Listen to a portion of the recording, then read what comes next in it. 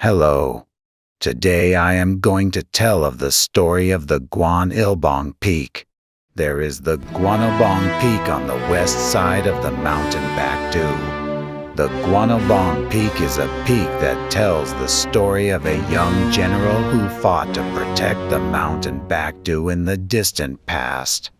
One time, the foreign enemies were greedy for the mountain Backdu and mobilized military forces to attack. The government authorities dispatched General Quack, who could look in minute detail the steep mountains and deep valleys in the mountain Backdu like a fortune teller read palms of men, to have him defeat the foreign enemies. General Quack was young, valiant, and wise. However, the number of sanguinary enemies was so much greater than that of his soldiers that he could not fight against them head-on. General Quack enticed enemies around and hit them. After dragging the enemies into the deep valley of the high mountain and hitting them a few times, the soldiers of General Quack were also considerably exhausted. How can I get a resounding victory with less energy and light casualties? General Quack came to the foot of the waterfall thinking over this. Under the waterfall, a cute otter was running over the waterfall. It was trying hard to jump over the waterfall. General Quack felt so sorry for the otter that was trying to keep fulfilling an unattainable task that he bent down and carried the otter in his arms to the Cheonji through passing Cheon stream over the waterfall. He arrived at the Cheonji and put the otter in the water. That night, General Quack was studying the tactics for more than midnight. And then the door sounded squeaky and a beautiful woman entered into the room with soft steps. What's with the girl at this midnight? General Quack yelled out. However, the woman smiled sweetly, not caring about his yell. Oh, General, do not be alarmed. This girl is an otter saved by you. Why did an otter change into the human? The woman bent down and vowed. To tell the truth, this maiden, I am the daughter of the dragon king of the Cheonji. I came out to play outside during the day, but I was pushed by a strong wave of the Chae stream and fell under the waterfall.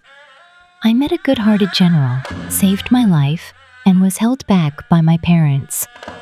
My father has transformed me into this girl and sent me here to repay your kindness. The Dragon King said that if the foreign enemies attack this place, not only the mountains, the streams, the plants, and the trees will suffer from a great disaster, but also will the Cheonji. And so, he ordered me to serve the general well. When General Quack met the princess of the Dragon Palace, whom he had never dreamed of, he could not think of anything to say. There was a scarlet glow on the face of the shy princess. Then, from now on, would you just be attached to me? Ho, ho, ho. The princess giggled shyly at General Quack's rugged words and said, Oh, General, it is early days yet. Only when you defeat all foreign enemies and win will I become a real human. From then on, I can be with you for 100 years. If you lead a married life before then, you will not be able to avoid a crushing defeat. General Quack, who heard that he would be going to be defeated in the fight, set his mind up firmly. I will see you after we win. For the sake of the country, for your sake, for our covenant, I will surely win. The princess looked at General Quack with a quiet and deep eye and asked him seriously for what he must do. Before long, enemies will break into your country. If you want to defeat your enemies, you have to look carefully at the sunrise of the mountain Backdu. If the sun suddenly rises once and disappears, you must rigidly defend your military camp site on that day. If the sun rises twice and disappears, You must not advance far, but fight near the camp. If the sun rises suddenly 3 times, on that day you must severely drive the enemies away to destroy them and cut off the head of the enemy. After that, the general dispatched a soldier to the ridge and let him watch the sunrise. A few days later, another fight broke out. Enemies made attack the General Quack's camp with blood on their mouths. General Quack acted according to the aspect of the sunrise as the princess taught him. Indeed, when he defended his camp, the camp became an impregnable fortress. When he advanced, he and his soldiers became the warriors who could not be hit by the world. So enemies could not push their way one step further. One day, the general himself went out to watch the sunrise.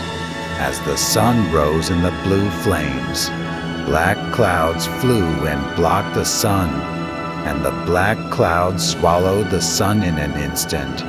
Soon, the round sun scattered the clouds and rose up. Once again, dark clouds have swallowed the sun.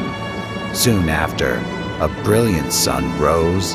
As one end of the clouds turned red, a bright and joyful morning began.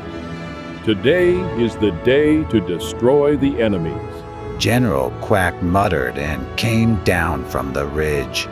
That day, General Quack led his soldiers to attack the enemy fiercely. The enemies could not resist and got panicky over. General Quack went through the enemy in unobstructed and made lie down them with his sword like that he cut off him. At dusk, General Quack finally won the final victory by cutting off the head of the enemy. General Quack gathered the riders and horses and gave a victory celebration. He appreciated the service of the soldiers and enjoyed it to his heart's content. At the height of the festivities, a beautiful princess of the Dragon Palace appeared. The princess, who slightly covered the whole face with pure white silk, walked with soft steps to General Quack. His soldiers stood bewildered, not knowing what was going on. General Quack told the soldiers in brief an outline of the whole story. The soldiers were so thankful and delighted that they drank much as if they were caught in a joyful wind. Since then, peaceful years had been passing in the mountain Backdu. The enemies harassed a few times, but every time they watched the sunrise, they used to discriminate the good or ill luck and defeated the foreign enemy in every fight. Thus, the mountain peak where General Quack watched the sunrise was naturally called Gwanilbong Peak. Gwanilbong means the peak of watching the sunrise, and the name has been passed down to this day.